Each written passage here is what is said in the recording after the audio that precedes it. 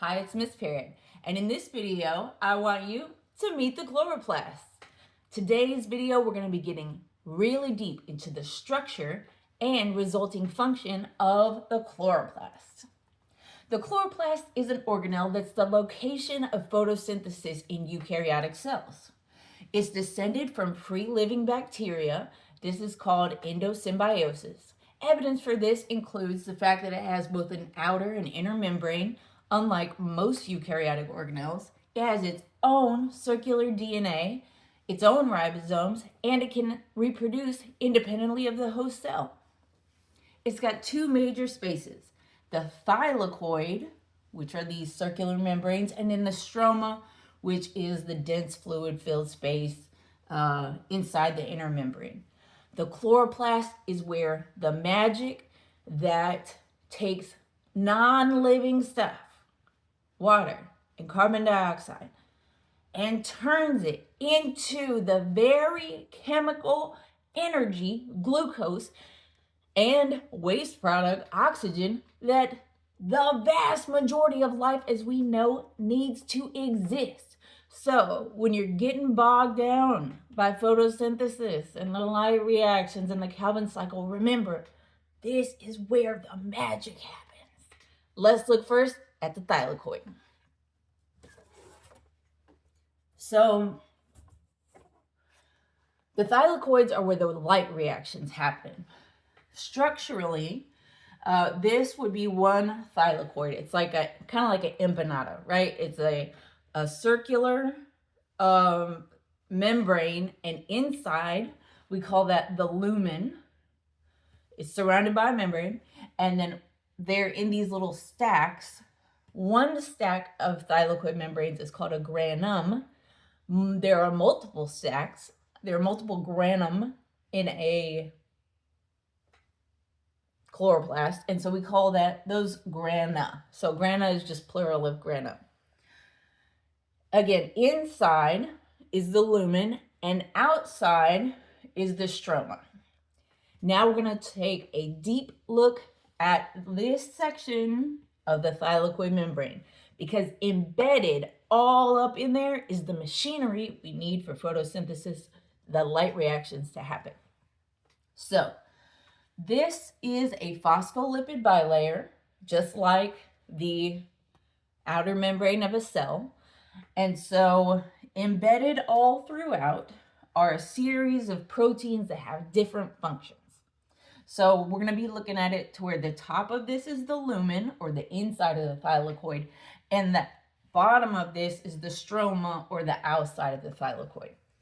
Embedded in here are photosystem 2, the electron transport chain, proton pumps, photosystem 1, a few more little electron transport proteins, and ATP synthase. And these are embedded all throughout all parts of the thylakoid membrane. Now let's break down what each of those things does.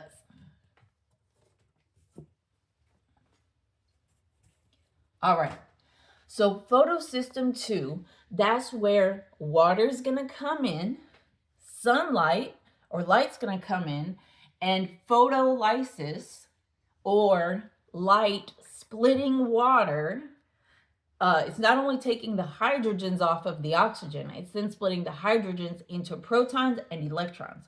So that's happening here at photosystem 2. The product of that is the oxygen that you and I breathe in. Then we have the electron transport chain, because like I said, in photosystem 2, protons and electrons get broken up. Well, the electrons are going to move through the electron transport chain to power proton pumps. So some of the protons that were produced from water splitting are going to stay in the lumen, but we got other protons that have just flowed through ATP synthase out here in the stroma, so the proton pumps are going to be pumping them back in. So the electron transport chain is given the energy or power for proton pumps to do their thing. Now, why are we putting a bunch of protons up there? Because we need to create a gradient, an area of high proton concentration inside the lumen. Then our electrons have come through here, and now they're tired. They've been helping that proton pump out. So photosystem 1, more light comes in, re-energizes those electrons, and then these little proteins here hand them off to NADP plus, along with some protons that are down here in the stroma to become NADPH. That's going to go to the Calvin cycle later. Now that we have our proton gradient up here, those protons will flow through ATP synthase, and ATP synthase is there to make ATP. What's ATP? ATP is our energy, like immediate energy molecule that we need to make the main goal of photosynthesis, which is to make glucose. So that's what's happening in the thylakoid membrane. Now, all of our big players, NADPH and ATP, are out here in the stroma. So now let's look at the stroma. So the second space is the stroma, and that's where our second big process, the Calvin cycle, happens. The stroma is not empty space. It's a dense, fluid-filled area that surrounds all the thylakoid.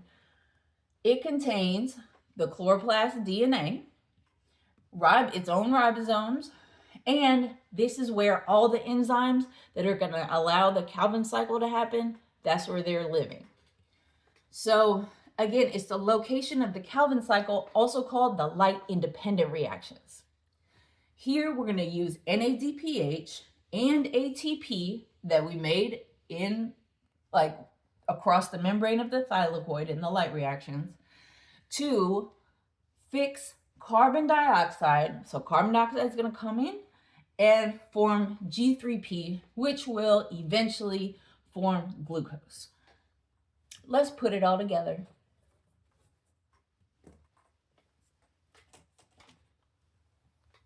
If you know this diagram, photosynthesis will be magic to you. It will actually be simple and doable for you. So let's put it together. Here's our chloroplast, our thylakoid, our stroma. Water is going to come in to the thylakoid along with ADP and inorganic phosphate and NADP plus. Photolysis, right? Water splitting is going to happen here. And then we're going to produce O2 as a waste product and ATP and NADPH, which are going to power and provide the hydrogens needed to make glucose along when we're adding the CO2 later. So thank you, thylakoid, for all your help. Then in the Calvin cycle, CO2 is going to enter. The Calvin cycle is actually going to turn 6 times to make one glucose. So one CO2 comes in, we're going to use ATP and NADPH to make a 3-carbon molecule called G3P. Then that's going to leave the chloroplast, go to the cytosol, and 2 G3Ps are going to come together and make glucose, C6H12O6. We separate the spaces, just like all organelles and organs in your body, to increase efficiency of certain processes. Remember, in chloroplast, there's 2 spaces, thylakoid, stroma, 2 processes, light reaction, Calvin cycle. The structure of the chloroplast explains why photosynthesis works and how it happens and how all the pieces move. I told you it was magic. If you like this video, give it a thumbs up.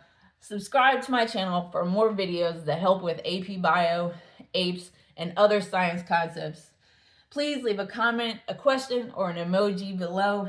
And if you're a teacher, check out my TPT store for resources that go with this and all my other videos at Know and Grow with Gnomes. Keep learning, keep growing, and we'll see you next time.